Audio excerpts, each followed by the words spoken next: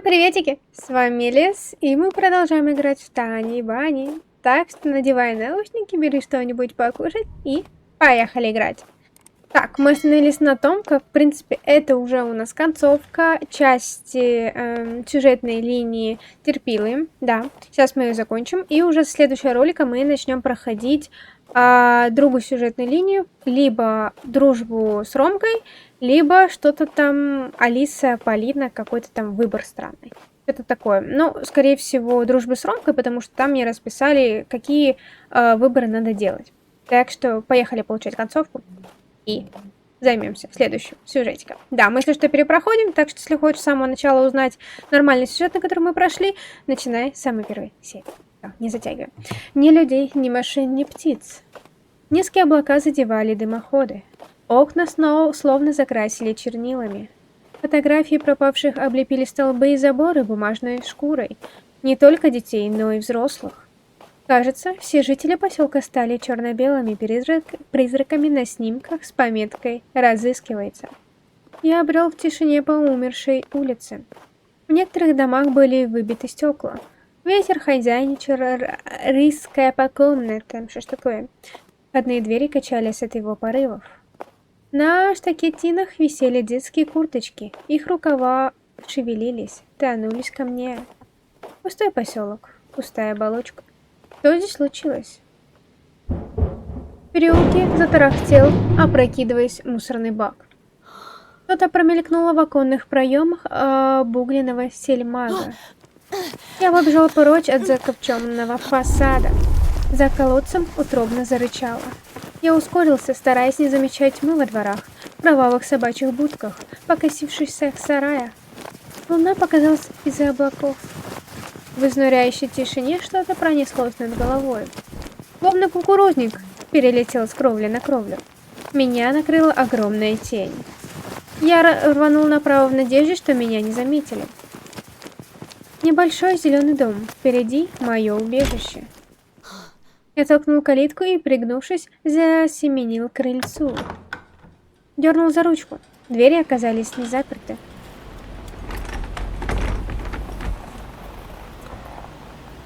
Инвалидное кресло выехало из темноты, едва не задев меня, покатилось, стуча колесами по ступенькам, и застыло у яблони.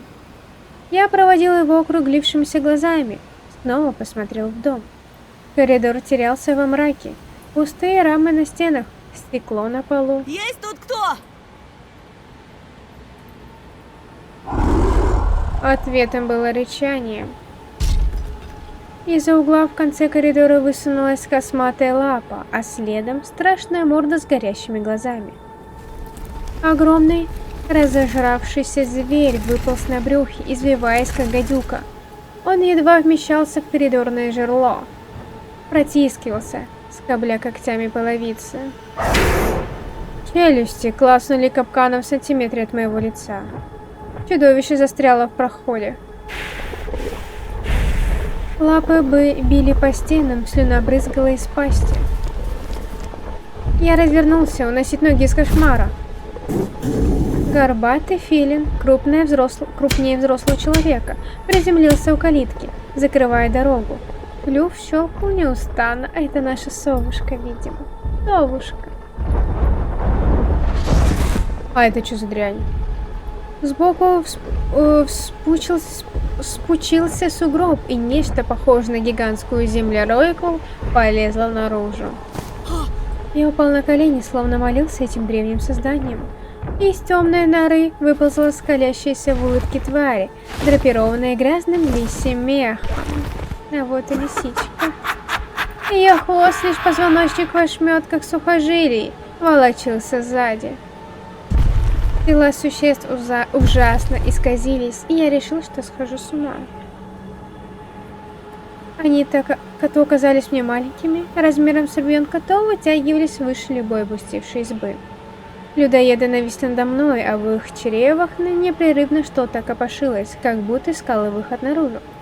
И чем дольше они взирали на меня, тем шире становились их перекошенные улыбки, их лики смерти. Как же славно мы пировали! Изуродованное чучело лисы облизнулось. секунду язык показался мне черной скалопендрой, длиннее моего предплечья. Мерзкое насекомое пробежало между... Ой, божечки. Бритвенно-острыми зубами и провалилась в бездонную пасть, способную проглотить весь мир. Сладкое мясо, сочное мясо. Девушка. А это волчонок. Медведь. Будем впредь.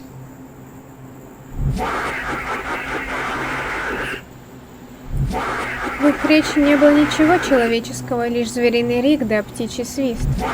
Но я понимал каждое слово, как бы если бы мы говорили на одном языке. Как жаль, что ты не поспел за нами, зайчик. Фига себе, Алиса. Не смог укусить луну. Укусить луну. Вы объедали меня, предатели. Зайчик? Это зайчик говорит, то есть в нас что-то? Ты сам не захотел есть свою семью.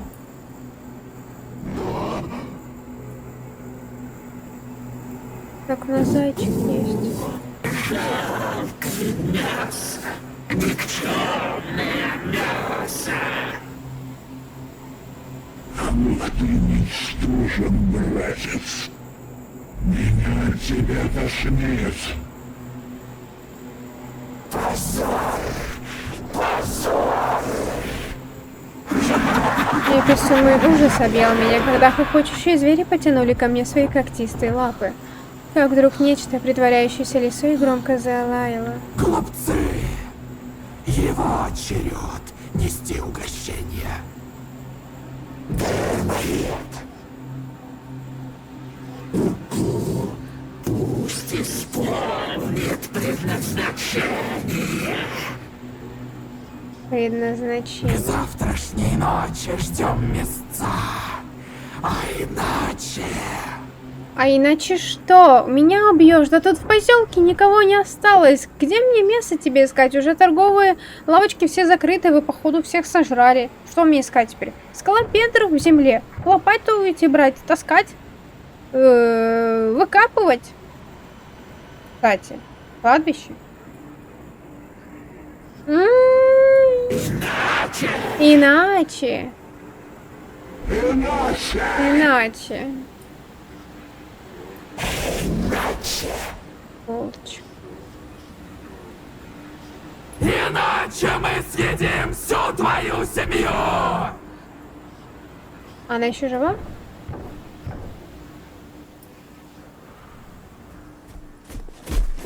Монстры образовали вокруг меня кольцо и завертелись в хороводе. Я закричал. Мелькали глазища, и клыки когти сливались в вереницу пятен и кляр.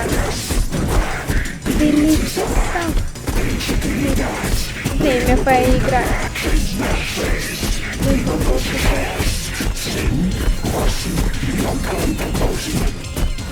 Морда лисы вылезла из мельтешающих пятен, которые превратились в туши зверей.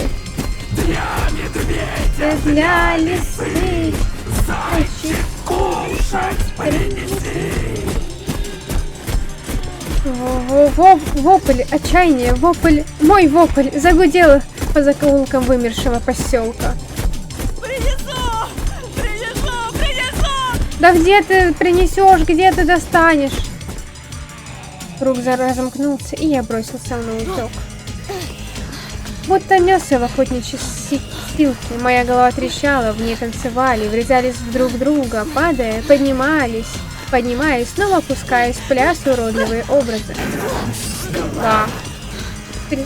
Махивали крыльями, лезли мне в лицо клювами и слюнявили пастями. А как это читать? 3-4 у меня в глазах мельтешит уже, блин. Орали и прыгали так, что кровь вот-вот пойдет из ушей. От грохота и криков или от внутреннего давления, раскалывающего череп. У меня сейчас уже в глазах это все теребит. Я не могу читать. шапка сбилась на глаза, отчего казалось, что небо скособочилось, будто готова я рухнуть крыша. Крыша идет от таких текстов. Снег, какой белка, сыпался сверху. Преследуемый стаей, я бежал по пустым улицам, по окоченевшему миру. Оглядывался и никого не видел за спиной. Зажмурился и шарахался от их ритуальных плясок в моем пылающем сознании. Оно все быстрее, быстрее, блин, ты понимаешь, трясется. Прижал ладони к ушам, чтобы заглушить шум, чтобы голова не разваливалась.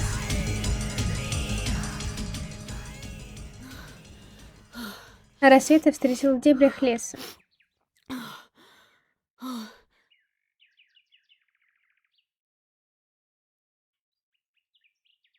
Не все? Не говори, что это все, пожалуйста. Слишком коротко. Нет! Почему так коротко? Блин, 10 минут. Спасибо, вы прошли 4-й эпизод. Визуально новый зайчик. Искренне благодарим вас за то, что приобрели все обработать. Понятненько.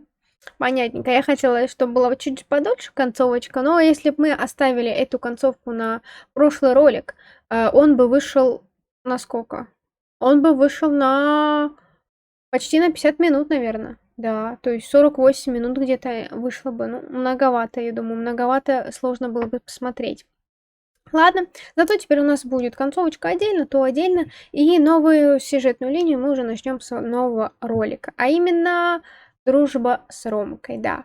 Мне там человечек расписал, большое ему спасибо в комментариях, что, как, зачем следует, какой выбор делать, так что посмотрим. Если ты еще тоже хочешь какие-то разные сюжетные линии посмотреть, то пиши, и главное, какой выбор делать, потому что мне сказали какой-то там сюжетная линия, чтобы выбрать между Полиной и Алисой.